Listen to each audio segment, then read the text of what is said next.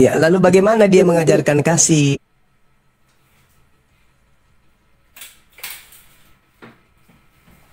Kalau tugasnya kerjanya membunuh, rampok, Yang mengajarkan kasihnya di mana? Iya, iya, misionaris yang kemudian kerja. Iya, saya ngerti. Maksudnya gini, yang mau diperbudak oleh Belanda dikristenkan, yang tidak mau diperbudak dibunuh, kan gitu.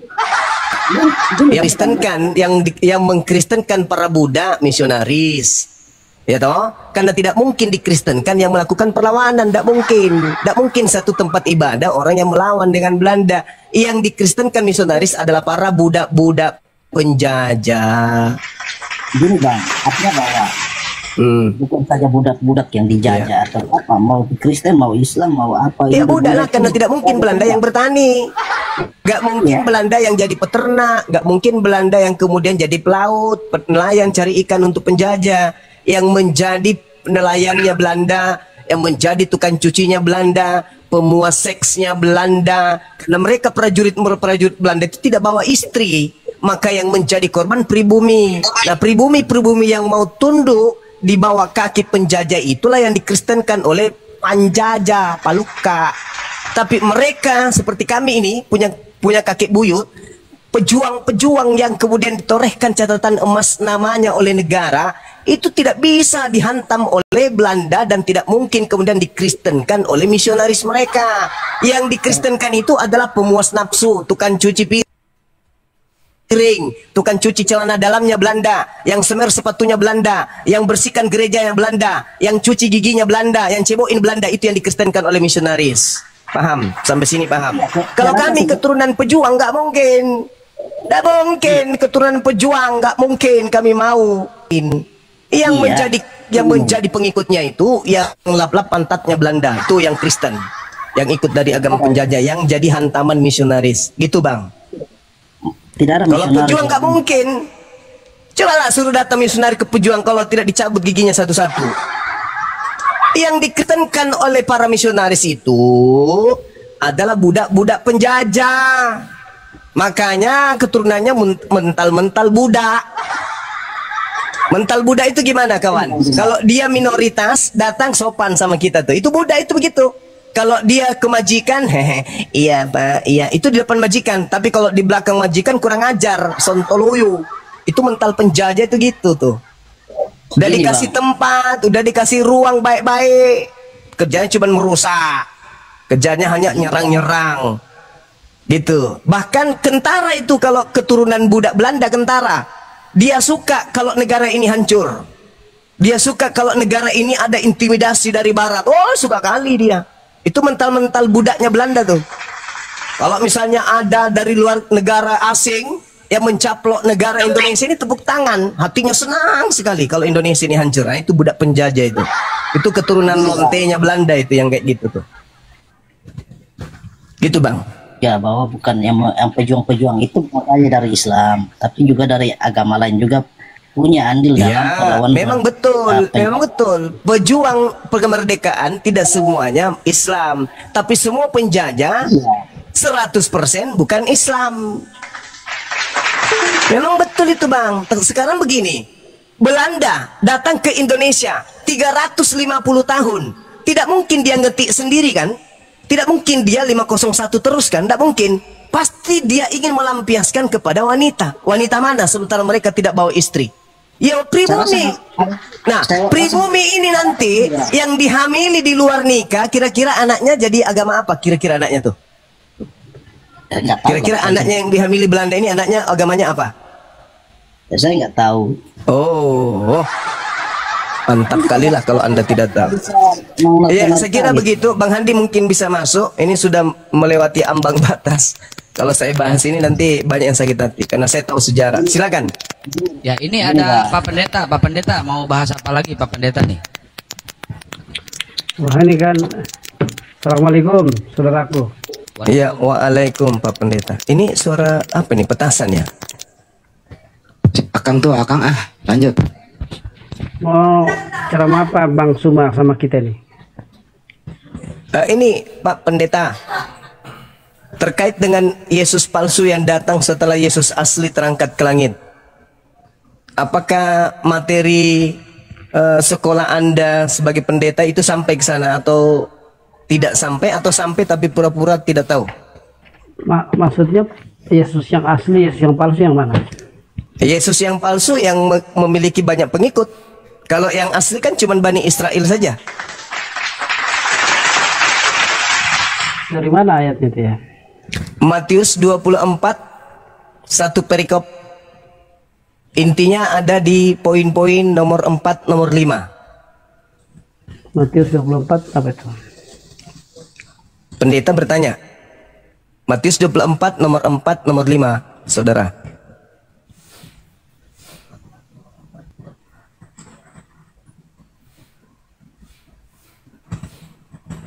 Waspadalah itu ya. Iya. Perintah waspada ini datang kepada muridnya. Waspadalah kepada mereka, Iya. supaya jangan ada orang yang menyesatkan kamu, sebab banyak orang akan datang dengan memakai namaku dan berkata akulah Mesias, dan mereka akan menyesatkan banyak orang. Ya benar. Yesus Nah, itu berarti hanya ada satu. Mesias palsu kan? Ya, yang asli pasti cuma satu. Yang asli bisa banyak. Iya. Yang palsu Iya. bisa banyak. Yang asli Oke. pasti satu. Oke, yang asli hanya untuk Bani Israel kan? Yang asli yang pastinya adalah yang datang menjadi manusia, mati di atas kayu salib, bangkit dan Oh, naik itu ke surga. bukan. Itu yang asli. Oh, itu bukan asli itu. Anda sebagai Kristen menggabungkan antara yang asli dengan yang palsu. Anda kan Kristen nih. Itu Pendeta yang asli. ini kan tak ada hubungannya dengan Yahudi. Anda mencoba menggabungkan antara Yesus yang asli dengan Yesus yang palsu. Kenapa? Karena Anda Kristen.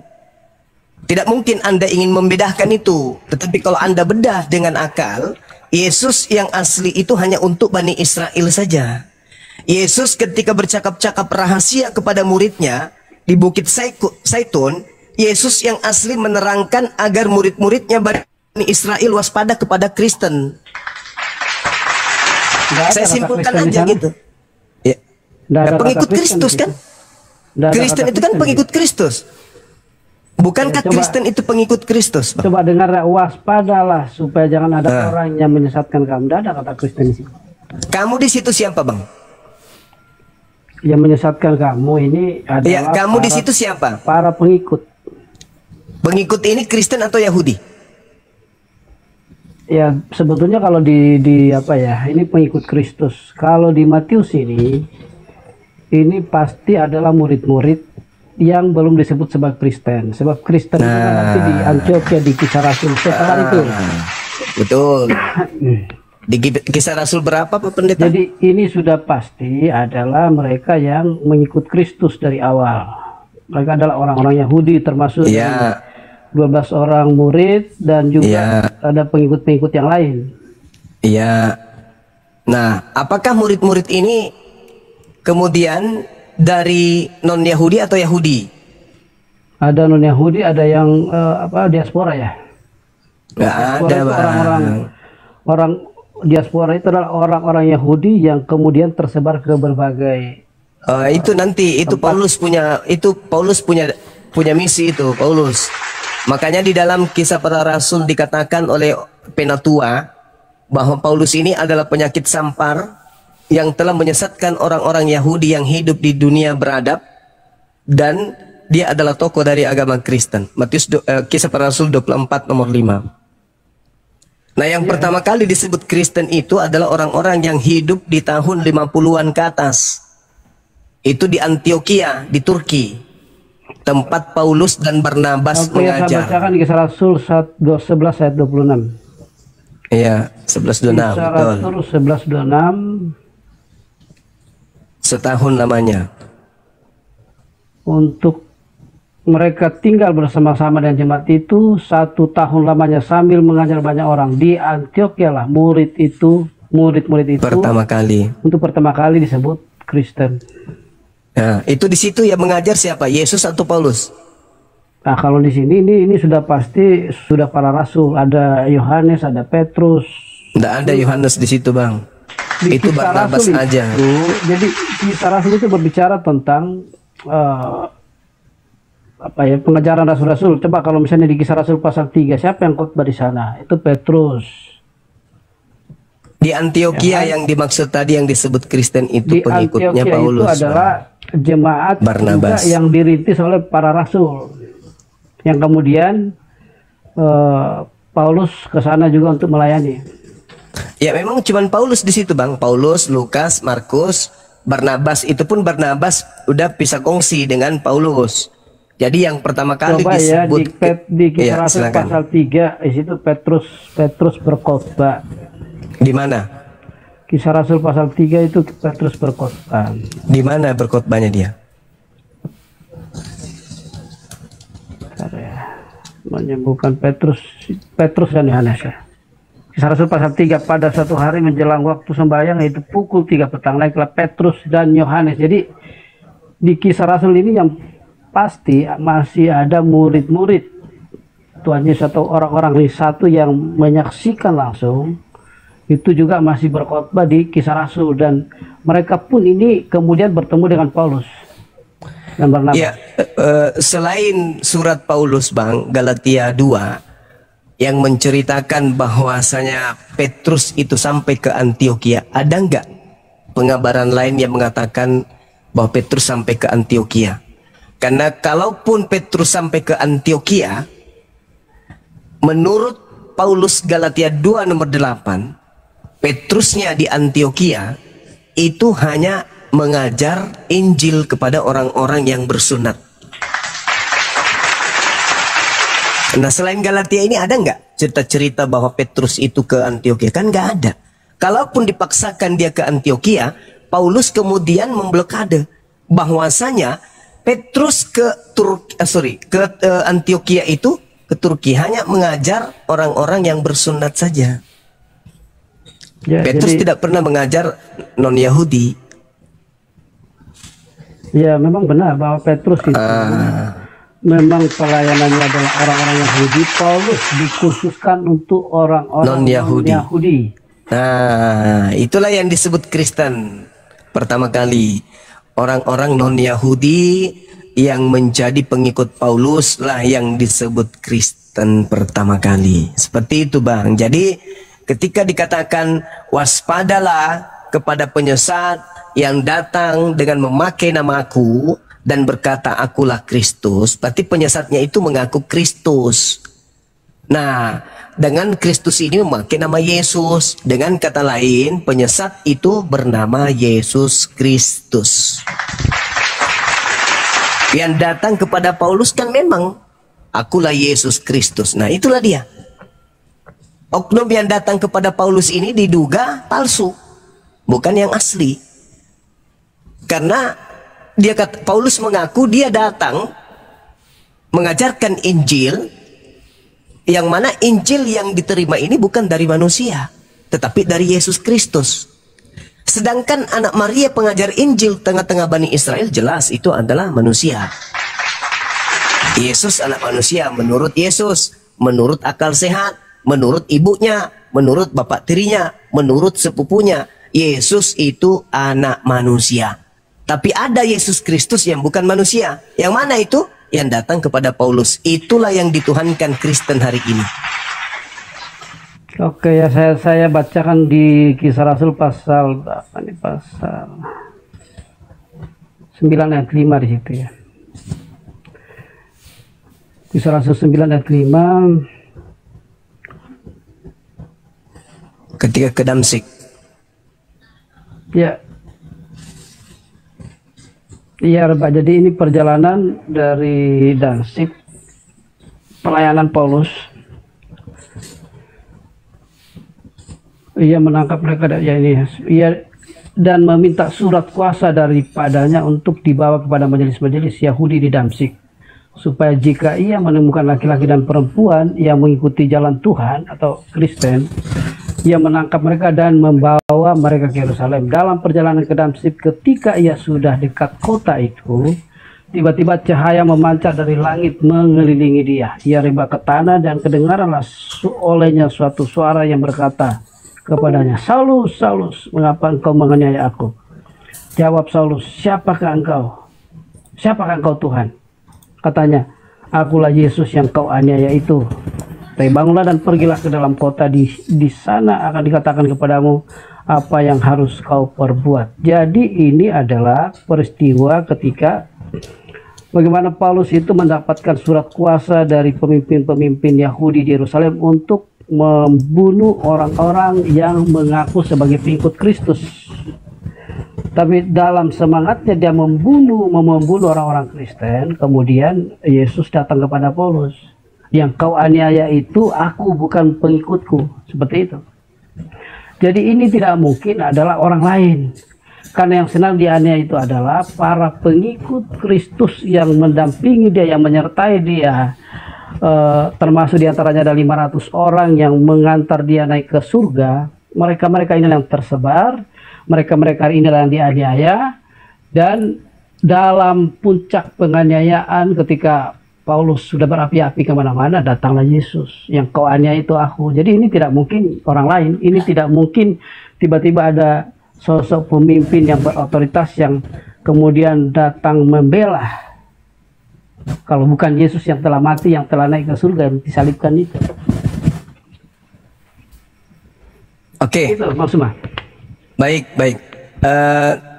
Coba kita konsentrasi di dalam Matius 24.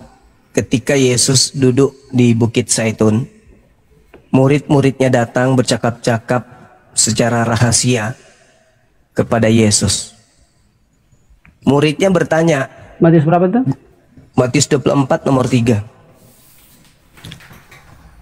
Yesus kemudian ditanyai oleh murid, "Katakanlah kepada kami, apa tanda kedatanganmu?" Yesus menjawab, "Tanda kedatanganku yang pertama, seperti kilat yang menyambar dari timur sampai ke barat. Yang kedua, langit matahari tidak bercahaya.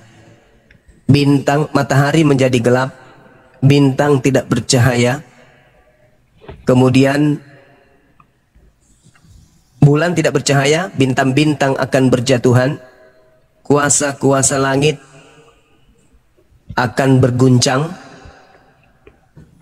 Aku akan tampil di tengah langit, di awan-awan, seluruh manusia di bumi akan meratap, dan seluruh manusia di atas muka bumi akan melihat aku." Itu tanda-tanda ketika yang datang itu adalah aku.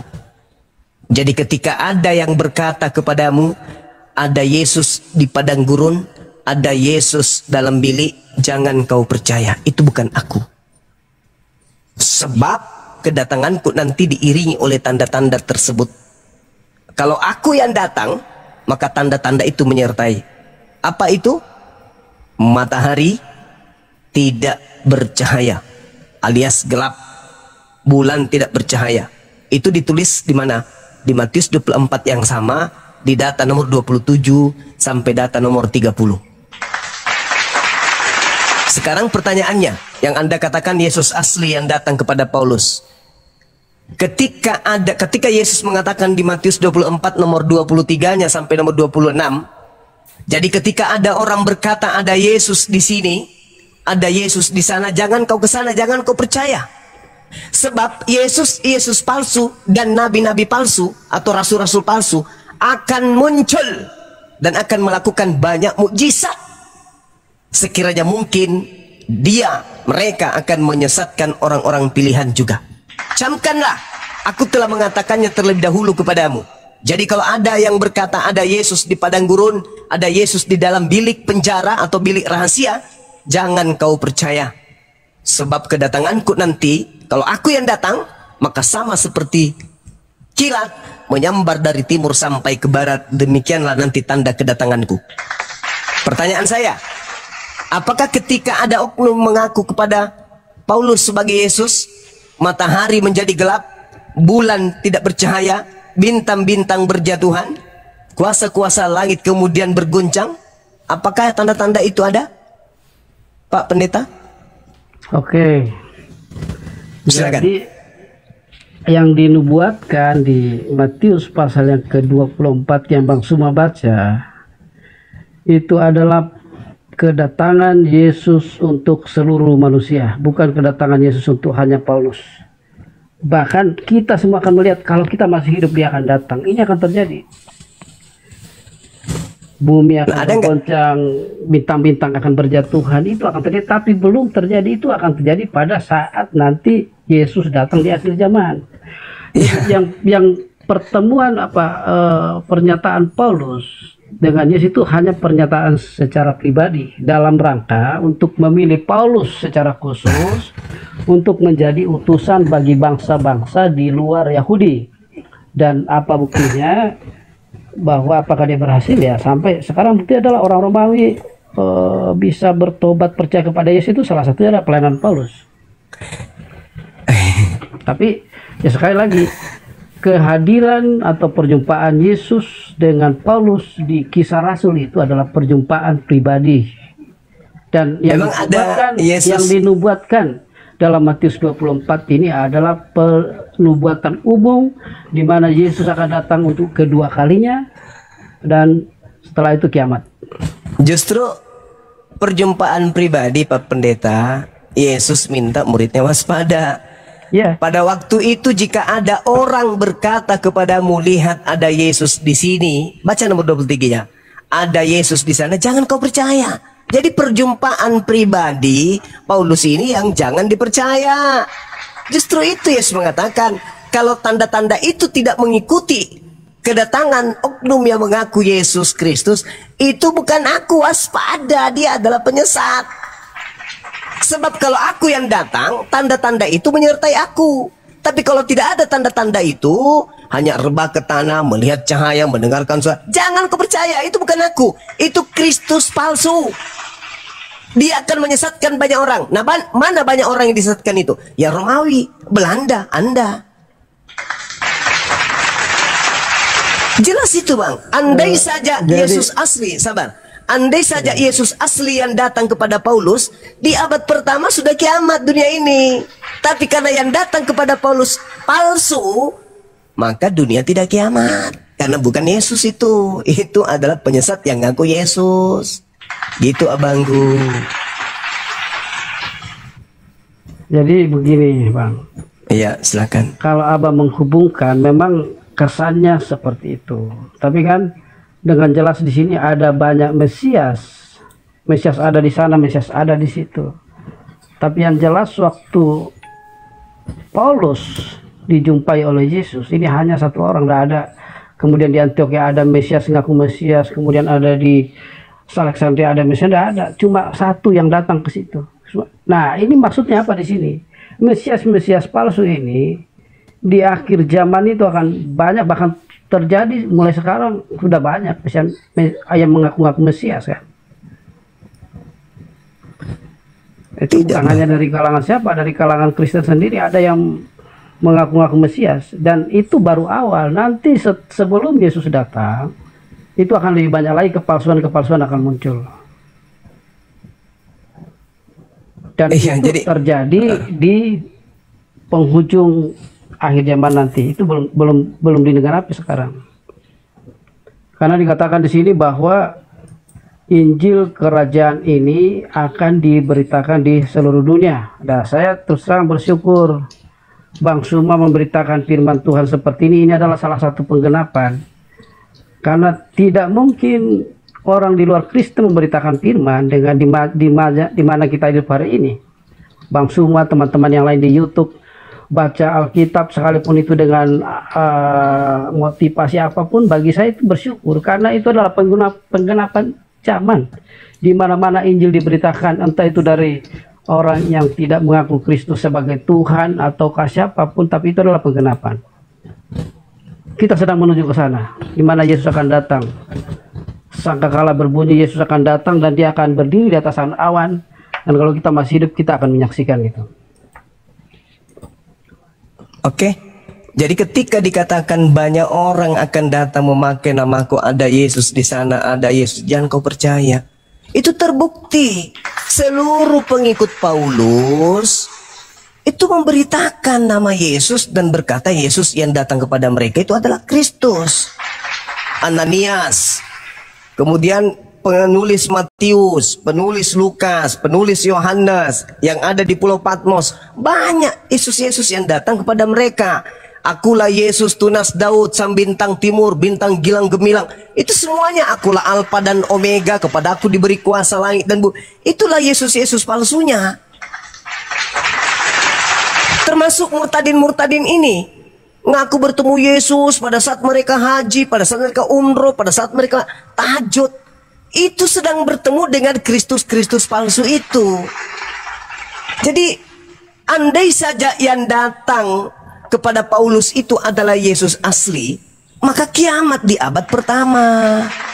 Karena tanda-tanda kedatangan Yesus yang asli dibarengi dengan matahari menjadi gelap, bulan tidak bercahaya, bintang-bintang jatuh. Itu tanda-tanda kalau yang datang itu Yesus.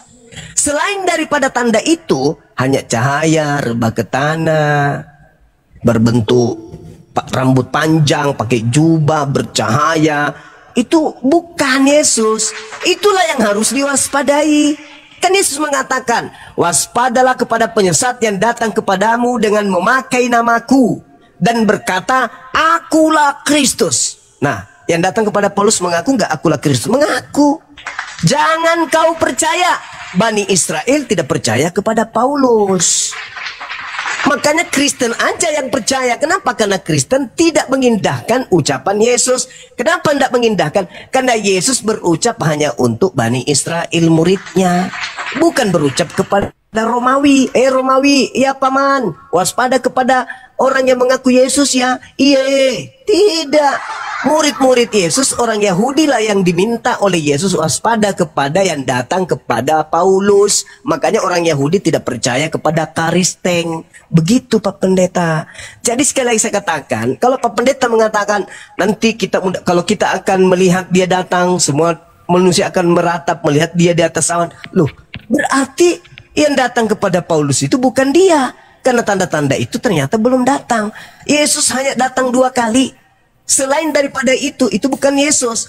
Kalau Yesus datang kedua kali dan kedatangan kedua kalinya itu belum datang, berarti kedatangan keberapa yang datang kepada Paulus in the gang?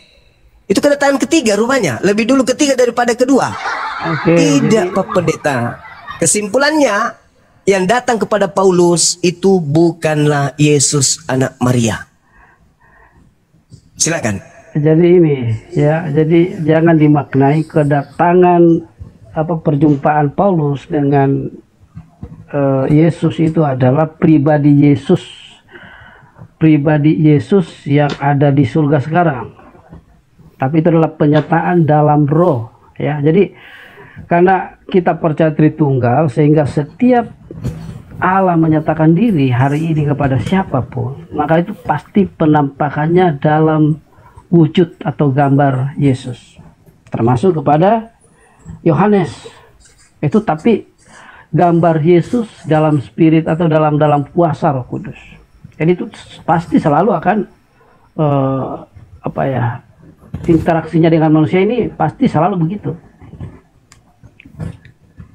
Jadi kepada siapapun Yesus akan memilih untuk dijadikan atau dipanggil khusus, dipilih secara khusus, seperti Paulus misalnya, maka itu akan penyataannya seperti itu. Misalnya Bang Suma bilang bahwa ya banyak kesaksian para murtadin sekarang yang dijumpai oleh sosok-sosok. Itu adalah penyataan dalam rohnya. Jadi ibaratnya begini Bang Suma gambarannya. Bang Suma di sana ada lampu, ya kan? Anda diterangi oleh lampu, ya kan? Tapi terang itu sendiri yang menerangi Bang Suma bukan lampunya. Lampunya itu ada jauh dari Bang Suma. Ya sama seperti hari ini. Itu bukan Yesus bukan wujud Yesus yang yang disalib, tapi itu adalah penyataan dalam roh. Itu adalah spiritnya. Karena kalau Yesus sudah melangkahkan kakinya di dunia ini, Ya tadi Bang Suma baca itu ada matahari akan gelap gulita, kemudian bulan akan berjatuhan, bintang-bintang, kuasa-kuasa gelap langit akan goncang. Itu akan terjadi pasti kalau Yesus sendiri yang langsung melangkahkan kakinya ke dunia ini. Kalau bukan Siapakah Yesus, yang menjumpai Paulus? Siapakah yang menjumpai para murtadin? Itu adalah ibaratnya cahaya itu, terangnya itu yang datang ke mereka. Bukan lampunya sendiri, bukan lampunya. Ya, Pak Pendeta, itu gini Pak. kuasanya yang datang kepada Iya. mereka. Menurut Yesus sebelum dia terangkat ke langit, yang datang setelah dia kepada murid-muridnya itu siapa, Bang?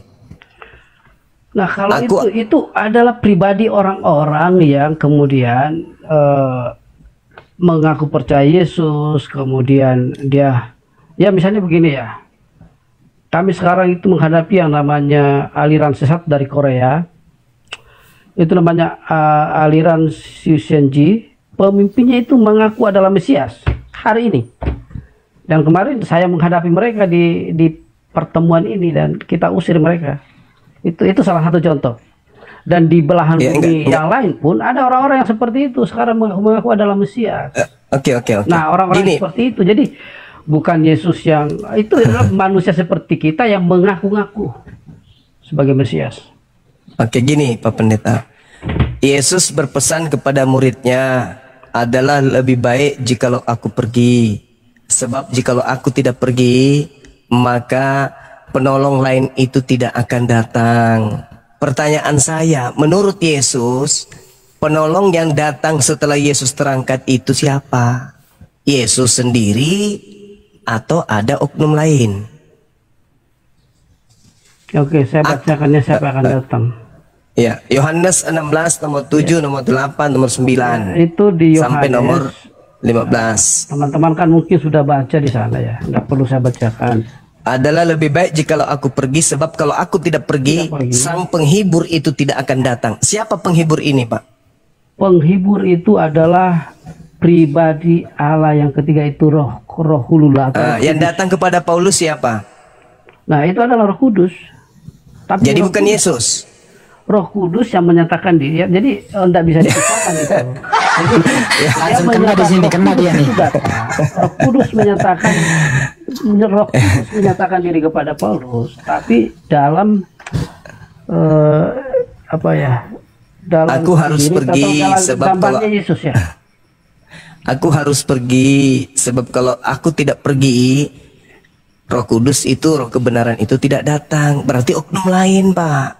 Yesus harus pergi supaya oknum lain itu datang. Nah, yang datang kepada Paulus siapa? Oknum lain atau Yesus sendiri? Pasti Yesus. Ya, katanya oknum lain, kata Ya. Yesus.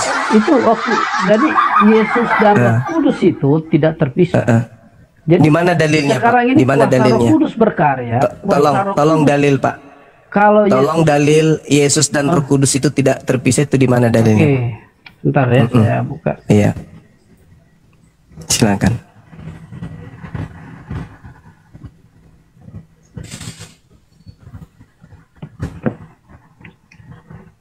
Ya, sambil lihat layar teman-teman ya. Ambil sebentar ya.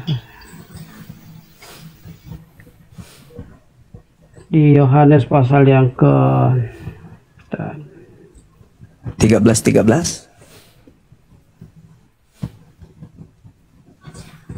Jadi aku akan mengutus dia kepadamu, kan jelas di sana disebutkan dalam bahasa Yunani kan Parakletos, penghibur, Iya. atau Roh Kudus. Iya, Kenapa itu datang memakai setelah Yesus pergi. Iya, kenapa memakai Parakletos atau penghibur? Itu karena murid-murid dalam keadaan mereka bersedih kan, mau ditinggal. Jadi konteks yang paling nyambung dengan mereka adalah Roh Kudus itu akan menjadi menghibur mereka. Iya. Itu Yesus atau oknum lain? Ya, itulah yang kita percayai. Allah itu esa dalam 3 karya penyataan. Jadi Yesus atau Roh Kudus yang hadir ke dunia ini Iya, hari tahu. ini adalah Yang dat- Roh yang diutus oleh Bapa, dan Roh yang diutus oleh Bapa itu tidak bisa terpisah dengan Yesus, karena siapa yang memuliakan Dalilnya? Yesus? Dalilnya di mana, Itulah. Pak? Kalau dia tidak terpisah dan bukan beda oknum, Yesus tidak mungkin berucap adalah benar jikalau aku pergi. Sebab kalau aku tidak pergi, penghibur itu tidak datang. Berarti aku dan penghibur itu beda. Makanya aku pergi, sebab kalau tidak pergi ya penghibur tidak datang. Makanya dalam Yohanes 14 nomor 16, aku akan minta kepada Bapa agar Bapa mengutus seorang penolong lain. Bukan Yesus lagi yang datang. Yang datang, kalau ada datang bernama Yesus, itu penyesat. Karena yang datang setelah Yesus bukan Yesus. Yang datang setelah Yesus itu adalah penolong lain, bukan Yesus. Kalau Yesusnya yang datang, kiamat dunia. Tapi selama masih roh kebenaran yang datang atau penghibur yang datang, berarti masih ada masa perbaikan atas dunia ini. Tetapi kalau langsung Yesus yang datang, kiamat sudah dunia ini. Jadi yang datang mengaku Yesus kepada Paulus itu bukan Yesus, Pak.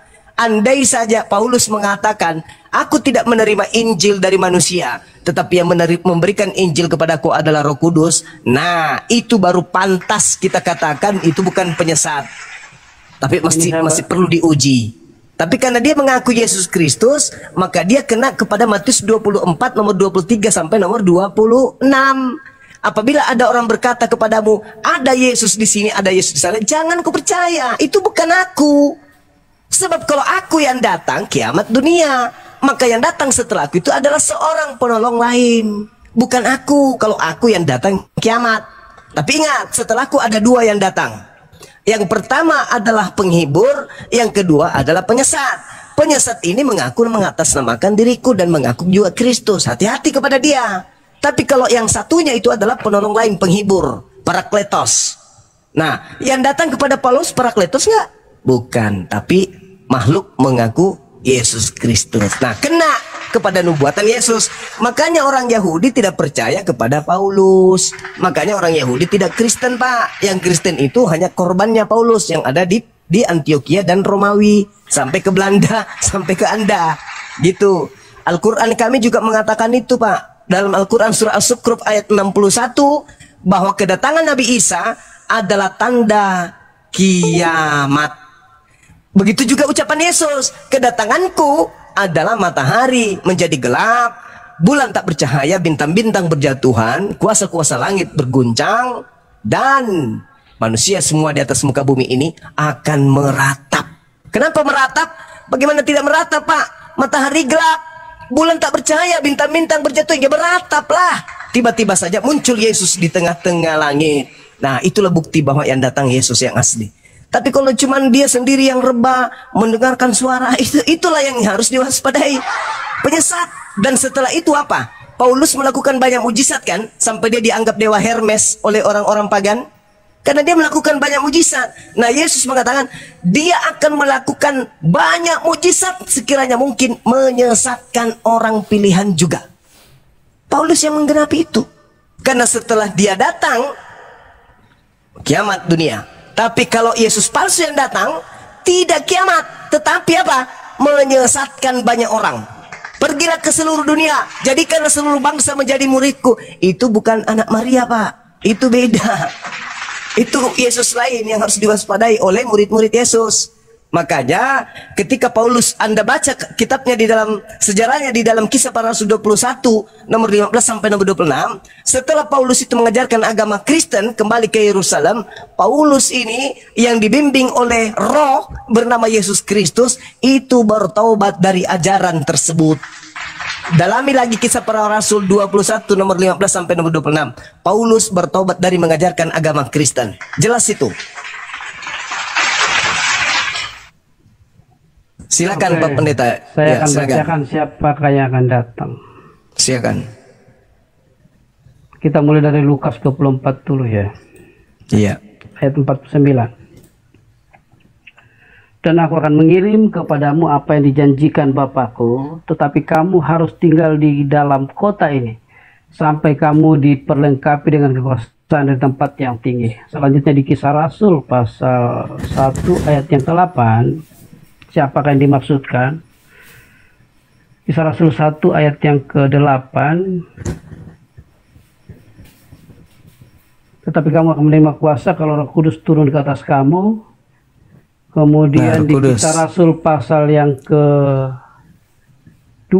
Lanjutkan nomor 11-nya Pak. Di Kisah Rasul 1 nomor 11 lanjutkan. Oke, nomor 11. Iya. Nah, ini dia. Ayat 40, pada suatu hari ketika ia makan bersama-sama dengan mereka, ia melarang mereka meninggalkan dosa dan menyuruh mereka. Ya, sebentar ya, 14. Kisah Rasul 1 nomor 11. Yesus yang kalian lihat, kata malaikat. Malaikat berkata, Yesus yang kalian terangkat ke langit akan datang kedua kalinya sama seperti Di kalian dalam melihat pasal dia yang terangkat ke kedua, langit. ketika tiba hari Pentakosta itu ya. Kisah Rasul pasal ketika tiba hari Pentakosta, semua orang percaya berkumpul di satu tempat. Tiba-tiba turunlah dari langit suatu bunyi seperti tiupan angin keras yang memenuhi seluruh rumah di mana mereka duduk. Dan tampaklah kepada mereka lidah-lidah seperti nyala api yang bertebaran hingga pada mereka masing-masing. Maka penuhlah mereka dengan Roh Kudus. Jadi itulah pribadi yang datang setelah Yesus naik ke surga. Itulah pribadi itu. Ya, itu Lalu itu mereka enggak mulai ngaku Yesus berkata-kata kan? dalam bahasa lain seperti Itu enggak ngaku diberitakan Yesus oleh kan? oleh Roh itu kepada mereka untuk jadi Penyesatnya yang ngaku Yesus Kristus penyesat. Kalau yang datang di Pentakosta itu kan tidak ngaku Yesus Pak, yang datang Roh Kudus kan. Nah sementara Yesus mewanti-wanti kalau ada yang ngaku Yesus Kristus. Itu yang terjadi di Paulus. Orang-orang yang kedatangan Roh Kudus di Pentakosta itu, kejadian itu di Kisah Para Rasul 3 yang Anda bacakan itu tidak pergi ke seluruh dunia untuk mengajarkan Yesus untuk disembah. Tidak. Paulus ini loh yang mengaku bertemu dengan Yesus, sedangkan Yesusnya menasihati muridnya adalah lebih baik jika aku pergi, sebab kalau aku tidak pergi, penghibur itu tidak akan datang. Tetapi ketika aku pergi, maka penghibur itu akan datang. Berarti ketika aku pergi yang datang siapa? Bukan Yesus. Tapi ketika aku pergi ternyata yang datang apa? Yesus. Kepada siapa? Paulus. Nah, berkaitan dengan Yesus yang datang setelah dia terangkat tapi tidak diikuti tanda-tanda kiamat, kata Yesus, jangan kamu percaya, sebab penyesat itu lihai. Bukti kelahiannya, kata Yesus dalam Matius 24 nomor 5, dia akan menyesatkan banyak orang. Berarti pengikut Kristus itu akan banyak. Nah, satu-satunya kandidat di atas muka bumi ini yang ditengarai diduga pengikut Kristus adalah Kristen. Mereka kurang lebih 2 miliar Pak. Karena memang Yesus mengatakan akan menyesatkan banyak orang. Ada nggak tanda-tanda itu datang ketika Yesus mengaku datang kepada Paulus? Tak ada. Berarti kata Yesus kepada muridnya, waspada. Kalau Bapak Pendeta tidak waspada, wajar. Kenapa? Karena Yesus hanya berpesan kepada Bani Israel, bukan kepada Kristen. Kristen ini muncul belakangan, yang kemudian justru menjadi pengikut Yesus yang datang kepada Paulus. Yang justru orang angkatan pertama waspada kepada Yesus Kristus yang datang kepada Paulus tersebut. Begitu Pak. Kalau kita mau jujur-jujuran terhadap data, maka ya jangan gengsi mengakui bahwa memang Yesus datang kedua kalinya diikuti dengan tanda-tanda tersebut. Dengan kata lain, kalau tidak ada tanda itu, maka siapapun dia, mau Paulus ke, Petrus ke, Matius ke, kalau tidak ada tanda-tanda itu bukan Yesus. Bahkan Yesus mengatakan dalam Matius 24 nomor 24, Yesus palsunya akan menyesatkan orang-orang pilihan. Artinya Yesus palsu ini pun akan memperdayai murid-murid Yesus yang asli. Apalagi Kristen yang bukan pengikut Yesus pasti diobrak-abrik sama si palsu itu. Gitu kawan. Makanya Pak Pendeta kalau kita melihat nih ya dari kacamata akal sehat, seperti Kristen perpuluhan itu kan hanya untuk suku Lewi. Kenapa kemudian dilakoni oleh Kristen? Ya karena Kristen ini dihantarkan oleh Yesus Kristus yang datang kepada Paulus tadi. Gitu loh. Kenapa Kristen kemudian berbeda ajarannya dengan Yesus anak Maria? Ya itu tadi. Karena yang mengajarkan Kristen ini bukan Yesus anak Maria, tetapi Yesus lain. Kenapa mereka percaya diri? Mengatakan mereka anak-anak Tuhan. Ya itu tadi. Karena yang datang kepada Paulus itu adalah penguasa alam gelap, penguasa bumi, penguasa alam maut yang datang kepada Paulus itu. Makanya Yesus mengatakan di dalam Yohanes 14 nomor 30, apa kata Yesus kemudian di sana? Di data nomor 14-nya.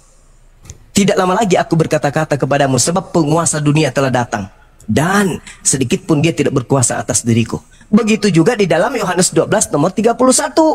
Apa dikatakan? Dunia ini akan segera dihakimi disebabkan karena penguasa dunia akan dilemparkan keluar. Keluar dari mana? Keluar dari kubur. Itulah yang bangkit pada hari ketiga yang Anda bacakan tadi Lukas 24. Tapi kalau Anda melihat di dalam Lukas 24, Anda mundur ke data nomor 37-nya, murid-murid Yesus kaget karena mengira melihat setan. Saking oknum yang muncul ini, saking tidak ingin dikatakan setan oleh muridnya Yesus, adakah di antara kalian yang punya makanan? Nah, dikasih ikan goreng dan sedikit madu, supaya murid-muridnya percaya bahwa itu adalah Yesus. Padahal nonsen, itu bukan Yesus, Pak. Kedatangan Yesus itu ditandai dengan tanda-tanda langit, jatuh bintangnya, perjatuhan hancurkan dunia ini. Selama itu tidak terjadi, mau 1 miliar pun oknum mengaku berupa cahaya, berupa suara, berupa tokek, berupa apapun itu, kalau tidak ada tanda-tanda itu, hanya mengaku akulah Yesus, akulah Yesus. Jangan percaya, Pak. Itu kata Yesus. Simple sebenarnya, simple sebenarnya. Cuman kan, ya silakan. Saya jawab ya. Jadi silakan. Apa yang teman-teman perspektifkan bahwa kehadiran Yesus yang sejak Roh Kudus tercurah di Yerusalem ketika para murid berkumpul, sejak saat itulah maka Yesus menyatakan diri dalam pribadi yang ketiga, yaitu dalam roh, sehingga justru itu meneguhkan siapapun yang coba mengaku-ngaku bahwa dia adalah Yesus, itu tidak mungkin kalau tidak disertai dengan Roh Kudus. Jadi kalau misalnya ada oknum-oknum siapapun yang mengaku bahwa dia adalah Mesias, itu sudah pasti palsu kalau tidak disertai dengan kuasa Rohulullah atau Roh Kudus. Nah, tapi pribadi Yesus yang menyatakan diri kepada Paulus, dan juga ada banyak orang-orang yang kemudian teman-teman katakan bahwa mereka adalah para murtadin, itu adalah penyataan Yesus dalam kuasa Roh Kudus. Jadi bukan Yesus yang pribadi Yesus itu, bukan, tapi kuasanya. Yang tadi saya bilang, seperti kita diterangi lampu hari ini, bukan lampunya yang terangnya yang menerangi kita, lampunya sendiri ada di atas sana. Seperti itu, Bang. Ya, kan Yesus mengatakan kalau ada yang berkata ada Yesus di sini, jangan kau percaya. Nah, sekarang seorang murtadin ditanya, kenapa kamu murtad? Karena pada saat aku di rumah lagi sholat tahajud, aku bertemu dengan sosok yang mengaku Yesus, bercahaya, pakai jubah putih, rambutnya panjang, matanya mengkilap dan seterusnya. Lah, itu kan sama halnya dia berkata ada Yesus di sini, ada Yesus di rumahku. Nah, nasihat Yesus jangan kau percaya. Begitu juga ketika Paulus mengatakan dia rebah ke tanah lalu terdengar suara dari langit. Kan sama halnya dia mengatakan aku bertemu dengan Yesus dalam rupa cahaya, aku bertemu Yesus dalam rupa suara. Apa kata Yesus? Jangan kau percaya, itu bukan aku, sebab kedatanganku tanda-tandanya bla bla bla bla bla. Kalau itu tidak ada, itu semua bukan aku. Itulah penyesat yang harus kamu waspadai. Dan penyesat yang datang itu adalah sangat sakti. Kenapa dia sakti? Karena dia mampu menyesatkan banyak orang. Bahkan bukan hanya banyak orang, bahkan orang-orang pilihan pun disesatkan oleh oknum tersebut. Jadi Yesus mengatakan, tanda-tanda kedatanganku, matahari menjadi gelap. Paulus ada nggak tanda-tanda itu? Kepada murtadin ada nggak tanda-tanda itu? Tidak ada. Nah, sekarang alasan Pak Pendeta memang bukan Yesus yang datang. Ya sudah, berarti bukan Yesus. Oh, dia hanya berupa cahaya. Iblis pun datang dalam rupa cahaya. Di dalam Lukas Yesus berkata, Lukas 10 nomor 18, aku melihat iblis jatuh dari langit dalam rupa cahaya. Bahkan di dalam 1 Yohanes 4 nomor 1, apa kata kitab saudara? Waspadalah, ujilah setiap roh yang datang kepadamu, sebab nabi-nabi palsu akan datang menyesatkan. Berarti roh ini juga bisa disebut nabi. Kenapa? Karena mereka menerima pengajaran dari roh yang lain yang bukan dari Tuhan. Makanya orang Kristen itu diajarin apa, Pak? Menyembah roh kan? Bukankah roh itu makhluk halus, Pak? Iya kan? Sadar nggak di situ, Pak Pendeta? Saya jawab ya. Silakan.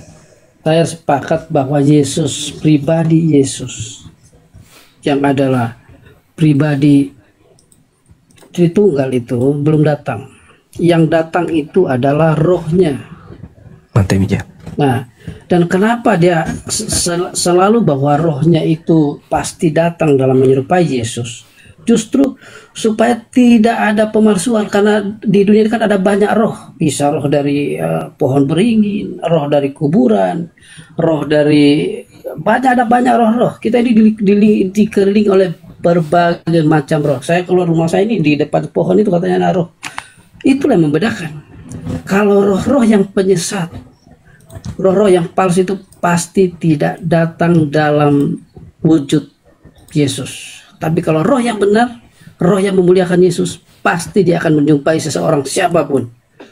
Dan itulah yang dilihat oleh Paulus. Dan juga ada banyak orang yang melihat itu. Dan apa bukti bahwa itu bukan Yesus yang palsu? Semua orang yang melihat itu tidak pernah memuliakan Yesus yang lain. Tapi mereka selalu memuliakan Yesus yang dari Nazaret, yang mati di atas kayu salib, kemudian naik ke surga dan ada di surga sekarang. Tidak pernah mereka memuji Yesus yang lain. Pasti hanya satu. Jadi gini, Pak. Yesus berkata di dalam Matius 12, angkatan jahat ini minta satu tanda. Angkatan jahat loh, Pak, yang disebut. Dan tidak akan diberikan satu tanda apapun kecuali anak manusia akan keluar dari kubur pada hari ketiga. Itu untuk tanda untuk siapa itu? Itu tanda untuk angkatan jahat. Jadi kalau Anda memuliakan penyaliban, bangkit pada hari ketiga, Anda angkatan jahat. Itu satu. Yang kedua, coba Anda baca di dalam data selanjutnya di Matius 12 itu. Ada orang bertobat dari kaum Farisi, ahli Taurat. Bertobat dia dari membunuh. Lalu kemudian bersih, iblisnya keluar ketika dia bertobat. Tapi iblis yang keluar ini kembali kepada oknum yang bertobat ini. Bahkan bukan hanya kembali sendiri, dia mengajak 7 roh yang jauh lebih jahat dari dirinya untuk masuk kepada oknum Farisi yang bertobat tadi. Dan setelah 8 setan masuk ke dalam dirinya, dia lebih jahat daripada hanya sekedar membunuh jasad. Pada saat 8 roh masuk ke dalam dirinya, kejahatannya itu bukan hanya membunuh jasad saja, tapi membunuh akal sehat. Kalau ada orang membunuh jasad itu tidak seberapa, Pak.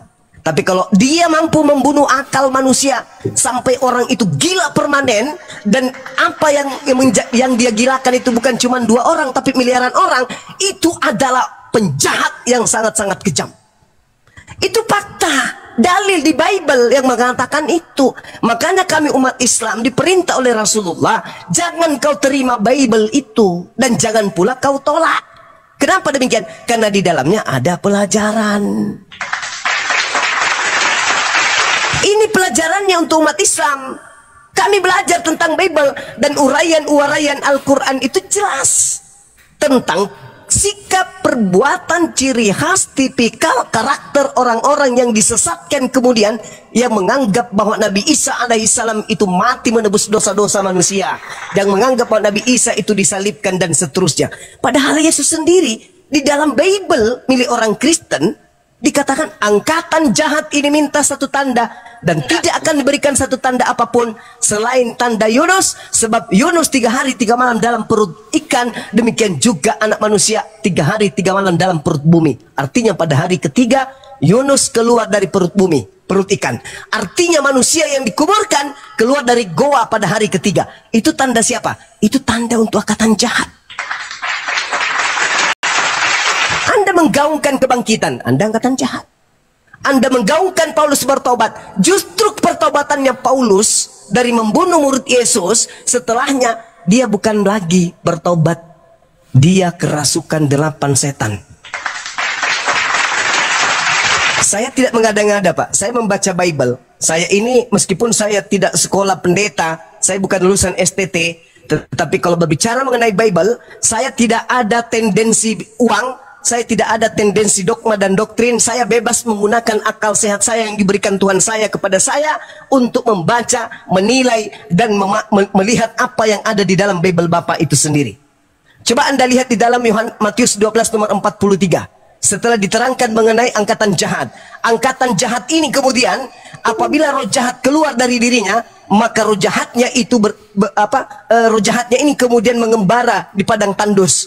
Nah, kemudian roh jahat ini tidak menemukan tempat, maka roh jahat kembali kepada orang yang bertaubat tadi, lalu kemudian memanggil roh jahat yang lainnya masuk ke tempat yang bertaubat tadi. Apa kata Yesus? Demikian juga akan berlaku atas angkatan jahat ini.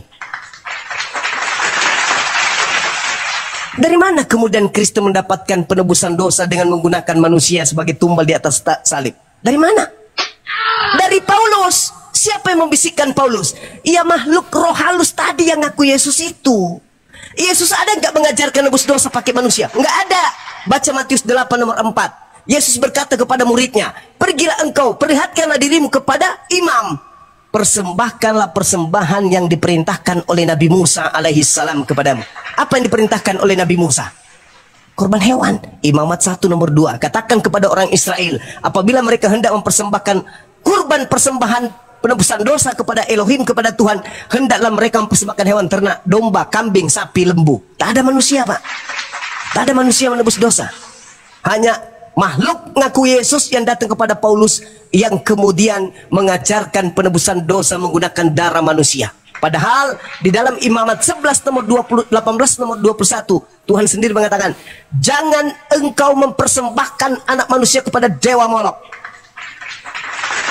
Keluaran 23 nomor 8, nomor 7 nomor 8. Jangan kau mempersembahkan orang benar. Jangan kau korbankan, jangan kau membunuh orang yang benar. Jangan kau menzalimi orang yang benar. Sebab aku Tuhan tidak akan membenarkan orang-orang yang bersalah. Amsal 6 nomor 16. 6 perkara yang dibenci oleh Tuhan. Bahkan 7 kekejian di dalam hatinya. Di antaranya adalah membunuh orang yang tidak bersalah. Jadi pembunuhan terhadap Yesus adalah kekejian bagi Tuhan. Itu adalah sesuatu perbuatan yang dikutuk oleh Tuhan. Bukan malah nebus dosa, Pak. Tetapi oleh setan, pembunuhan terhadap Yesus diputar. Itu adalah untuk nebus dosa manusia. Dari mana? Yesus ditanya di dalam Matius 19, Guru, bagaimana caranya supaya saya bisa masuk surga? Apa kata Yesus? Jangan kau membunuh. Boleh nggak membunuh Yesus? Tidak boleh. Apa akibatnya kalau membunuh Yesus? Dosa besar. Apa akibatnya? Neraka. Berarti membunuh Yesus, menyalibkan Yesus, upahnya neraka, bukan nebus dosa. Tapi dibalik oleh Yesus yang datang kepada Paulus. Paulus, akulah Tuhan Paulus. Aku datang nebus dosa Paulus, keluar dari kubur Paulus. Padahal yang keluar dari kubur itu sudah bukan Yesus. Itu bukan Yesus, Pak, yang keluar dari kubur. Itu angkatan jahat yang menerima tanda itu simbol. Apa bukti? Apakah murid Yesus yang ke-11 ini selain Yudas percaya kebangkitan pada hari ketiga? Tidak. Mana dalilnya? Baca Lukas 24 nomor 9 sampai nomor 12. Satu perikop Anda baca. Tidak ada murid malah mengatakan itu bohong, itu cerita kosong, itu omong kosong, itu hurapat, itu angan-angan. Itu cerita dongeng menurut murid Yesus. Gurumu sudah nggak ada di kubur loh. Nggak mungkin, itu bohong, itu omong kosong. Kenapa mereka seperti itu? Karena tidak menerima tanda-tanda angkatan jahat. Yang percaya kebangkitan itu hanya angkatan jahat. Kristen ini apakah dari Bani Israel? Bukan. Kristen ini berasal dari Antioquia, menyebar sampai Roma, Yunani, sampai ke Belanda. Bukan Bani Israel. Mereka ikut siapa? Ikut murid-murid Yesus yang tidak percaya kebangkitan pada hari ketiga? Atau mereka ikut kepada yang mengajarkan kebangkitan pada hari ketiga? Jawabannya, Kristen ikut kepada yang percaya pada kebangkitan hari ketiga. Padahal kebangkitan hari ketiga itu adalah tanda untuk angkatan jahat. Coba. Oke. Coba Anda renungkan itu. Silakan. Silakan. Saya luruskan dulu. Lukas 11, siapa itu angkatan jahat? Kalau Lukas 11 ayat 28, angkatan jahat ini orang-orangnya. Ketika orang banyak itu mengerumuninya. Orang banyak ini siapa? Mereka adalah orang-orang Yahudi yang selama itu berseberangan dengan Yesus. Dan bahkan sampai hari ini pun mereka belum terima bahwa dia adalah Mesias. Itu sebabnya ketika orang-orang banyak ini berkumpul, dia Yesus berkata, angkatan ini, nah, angkatan itu siapa? Orang-orang Yahudi yang selama itu selalu berseberangan dengan Yesus. Dan Yesus berkata bahwa aku tidak akan melakukan apa-apa pun selain daripada tanda Nabi Yunus. Dan itu maksudnya dirinya sendiri, sebagaimana Yunus dalam perut ikan, demikian juga Yesus hanya 3 hari 3 malam dikubur, kemudian dia bangkit. Artinya apa? Bahwa orang Yahudi bahkan tergenapi sampai hari ini. Yesus bangkitnya di sana, Yesus mujizatnya di sana, tapi itu hanya sebatas tanda bagi orang Yahudi, digenapi sampai hari ini. Jadi itu angkatan jahat itu bukan siapa-siapa, tapi orang-orang Yahudi.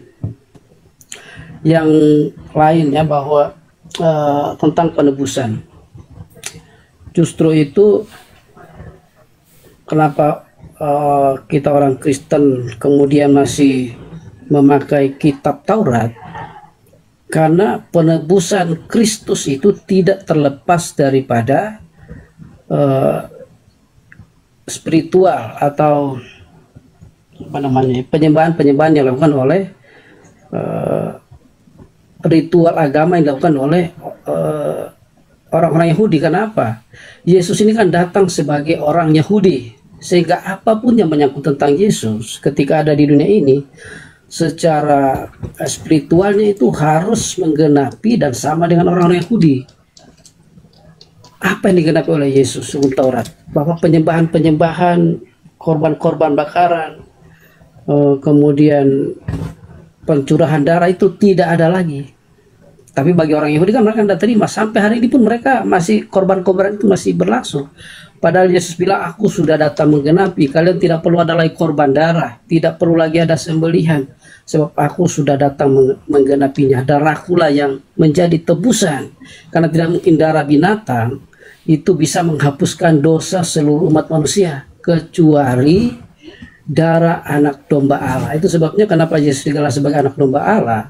Bahkan kelahirannya pun sampai dia harus lahir di tempat domba, kemudian di Migdal Eder. Di Migdal Eder itulah tempat di mana orang-orang Yahudi dari dulu memelihara domba-domba untuk dipersembahkan di Bait Allah. Dan Yesus menggenapi sebagai anak domba Allah.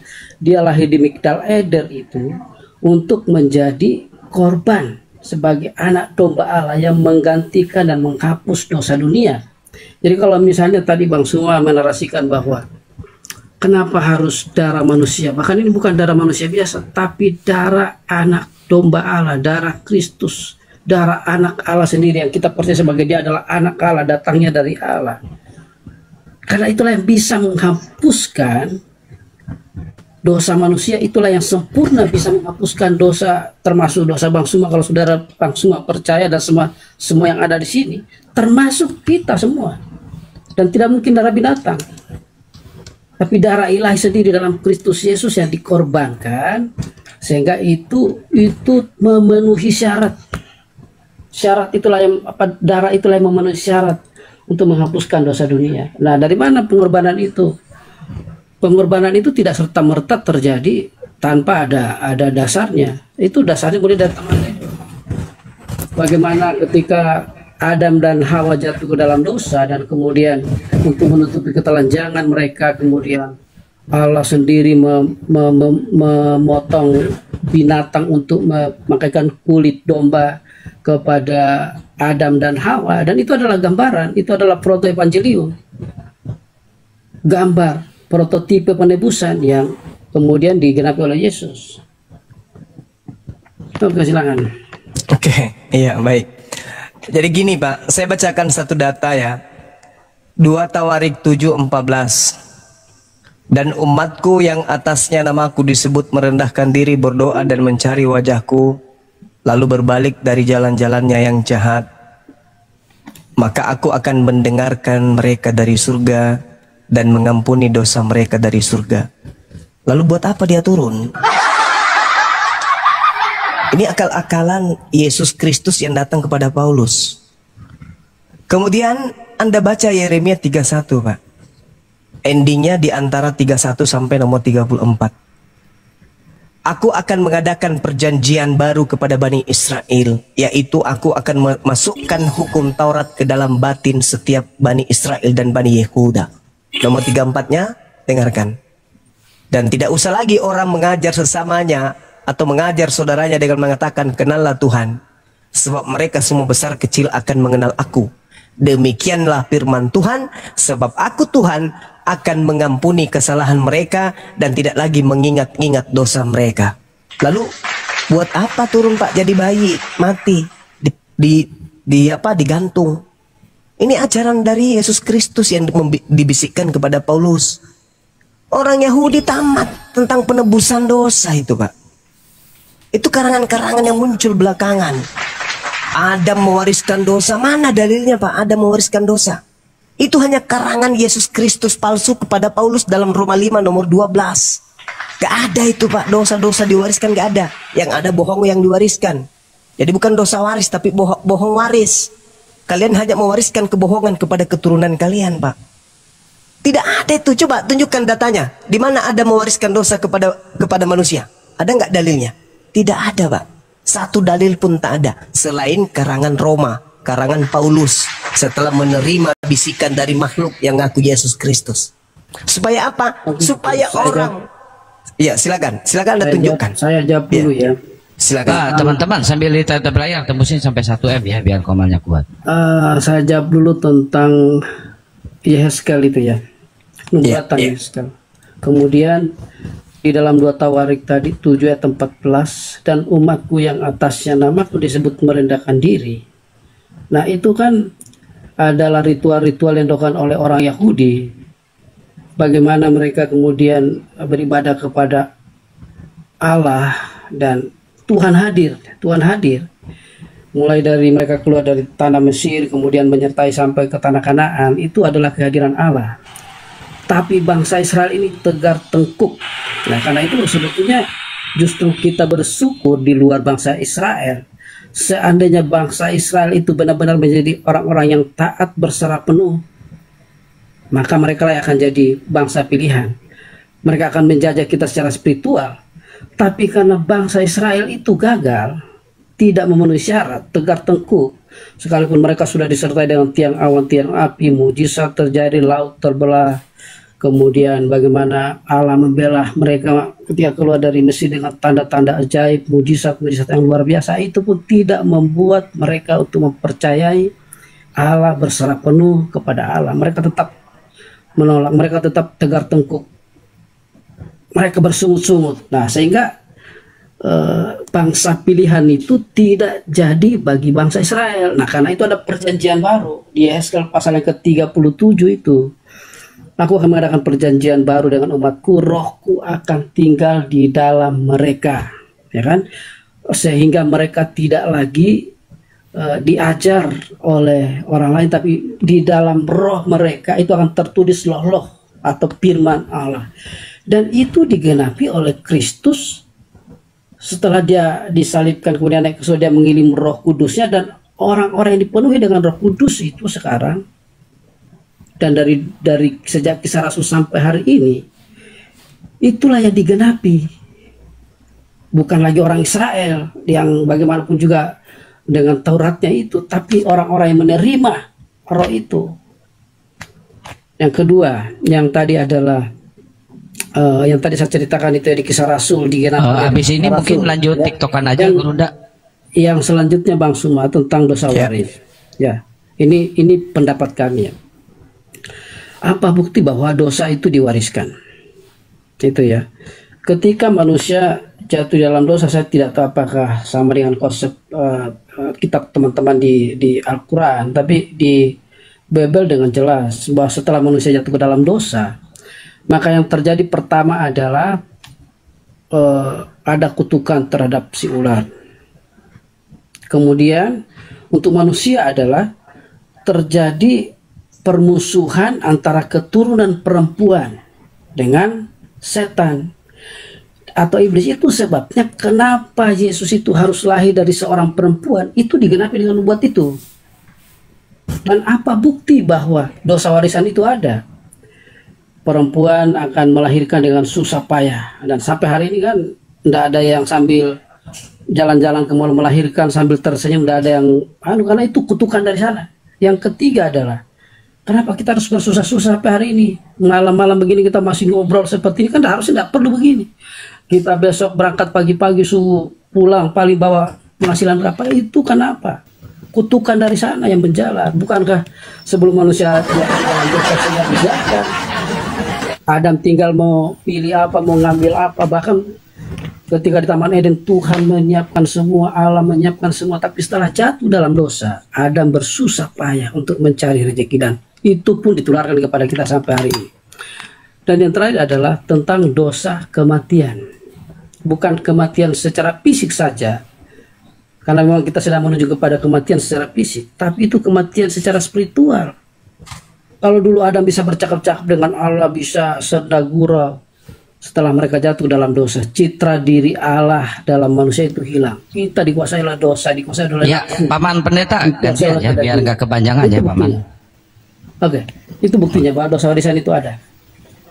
Iya, jadi yang saudara sampaikan ini itu pengaruh dari Yesus Kristus yang datang kepada saudara melalui Paulus. Saudara tidak bisa membuktikan adanya data di dalam kitabnya agama Yahudi yang kalian ambil bahwa Adam mewariskan dosa kepada anak cucunya. Itu hanya sangkaan kalian saja. Cocokologi biar orang percaya agar menyembah makhluk roh yang ngaku Yesus tersebut. Jadi gini, kalau Yesus itu datang kemudian mati untuk nebus dosa kutuk yang diwariskan oleh Adam, maka Anda harus menjilat ucapan Anda sendiri. Setelah Yesus mati menebus kutuk di atas tiang salib, maka orang-orang lagi ke mall melahirkan pun bisa. Karena kutuknya sudah nggak ada lagi kesakitan. Orang-orang sekarang tinggal bilang mau makan durennya duluan datang. Baru ketika mereka mau makan jambu monyet, baru bilang jambu monyetnya sudah ada duluan. Tapi faktanya, Yesus mati konyol berarti. Karena tak memberikan efek apa-apa. Wanita melahirkan masih bersakit-sakitan. Orang cari nafkah masih bersusah-susahan. Jadi itu cuma akal-akalan gereja saja. Katanya nebus dosa, nebus kutuk. Artinya kalau sudah ditebus utang itu lunas. Lunas gak? Wanita sekarang masih sudah nggak susah lagi melahirkan gak? Sampai detik ini Pak Bom sudah hamil 30 tahun tidak melahirkan. Bukti bahwa itu hanya bullshit. Orang masih susah cari. Saifuddin Ibrahim kabur ke luar negeri. Edis kalau tidak nipu-nipu di TikTok tidak akan bisa makan dari gap. Masih susah orang cari makan. Padahal Yesusmu sudah mati di atas tiang salib dengan cara terkutuk. Mana buktinya? Dikutuk paman. Makanya Yesus turun untuk melepaskan kutuk itu.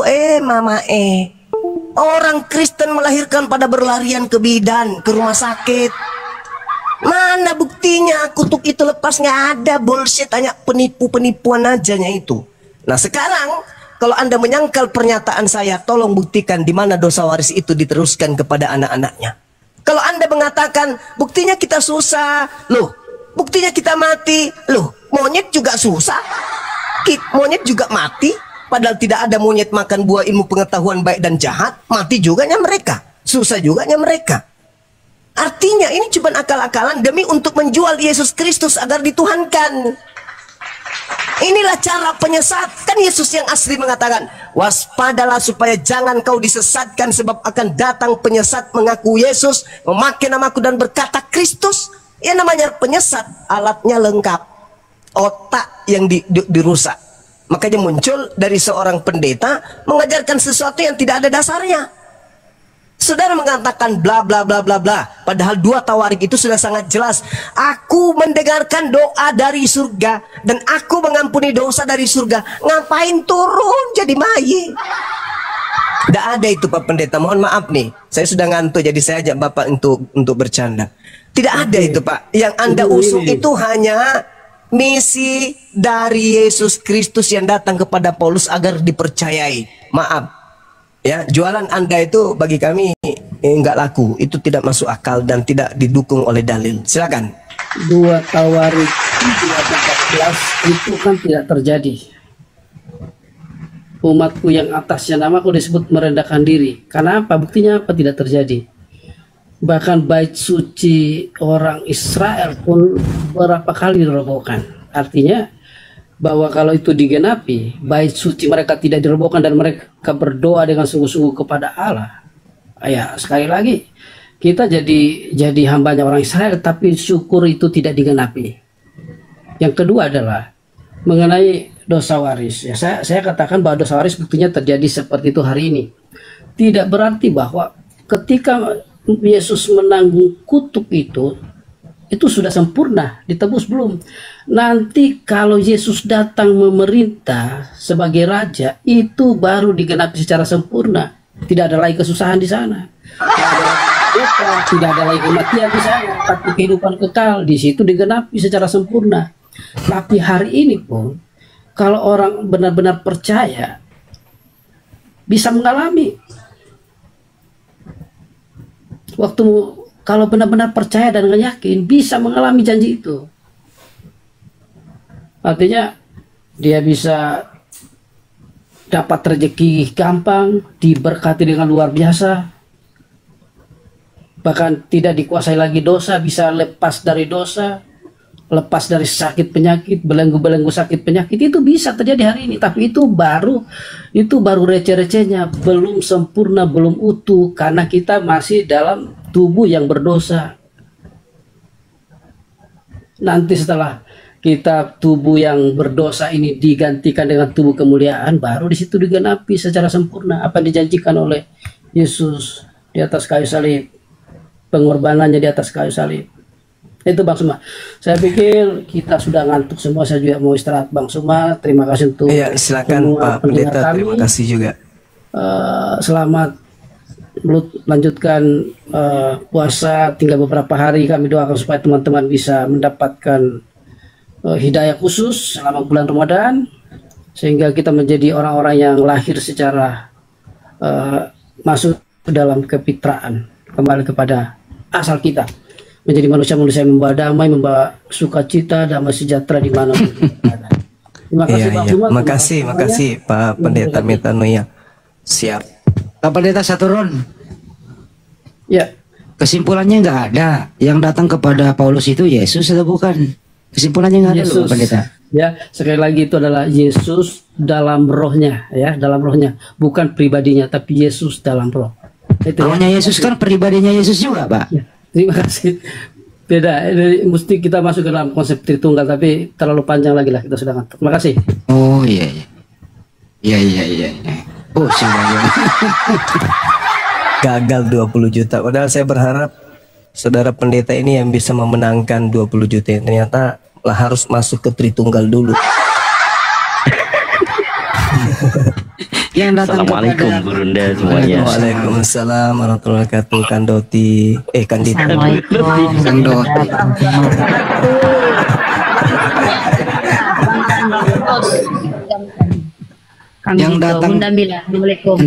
Yang datang kepada Paulus adalah Yesus, tapi pribadi rohnya ke Tritunggal. Ini jawaban apa ini, Mbak Nyoma?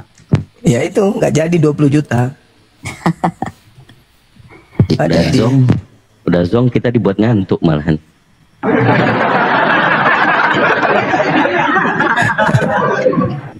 Lari yang ke Tritunggal. Padahal jelas-jelas loh teman-teman. Adalah lebih baik jika benar jikalau aku pergi. Sebab kalau aku tidak pergi, maka seorang penolong lain itu tidak akan datang. Berarti aku harus pergi supaya penolong, yaitu seorang penolong, seorang loh. Seorang berarti manusia. Nah, berarti menurut Yesus yang datang setelahnya itu adalah roh kebenaran. Bukan Yesus. Tapi yang datang kepada Paulus justru Yesus, tapi tidak diiringi oleh tanda-tanda.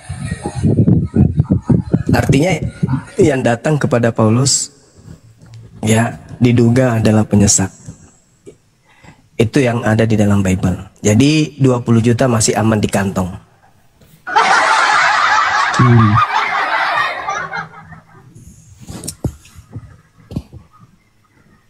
Silakan teman-teman. Kalau sebenarnya dari awal udah, waduh siapa lagi nih? Sebenarnya dari awal kan udah jelas bahwa di Antioquia itu siapa? Paulus. Oke, izin kita promosi dulu akun Bunda Mila ya. Teman-teman yang di atas, izin Gurunda. Thank you, Tolong di Saudara Andri. follow akun Bunda Mila, akun saudara-saudara yang di atas, supaya akun kita makin kuat ya, teman-teman. Tolong di follow akun Bunda Mila. Termasuk Bunda. YouTube-nya Bun. YouTube YouTube kita. Bunda Mila ya, Bunda Mila Amrik. Iya. YouTube Terima kasih Bang yang sudah Kumar, follow ya, Zulkifli teman-teman. Abbas, Nah, YouTube Gurunda. Pan Tolong di TV, follow ya. Lensa News Muslim, itu di follow teman-teman.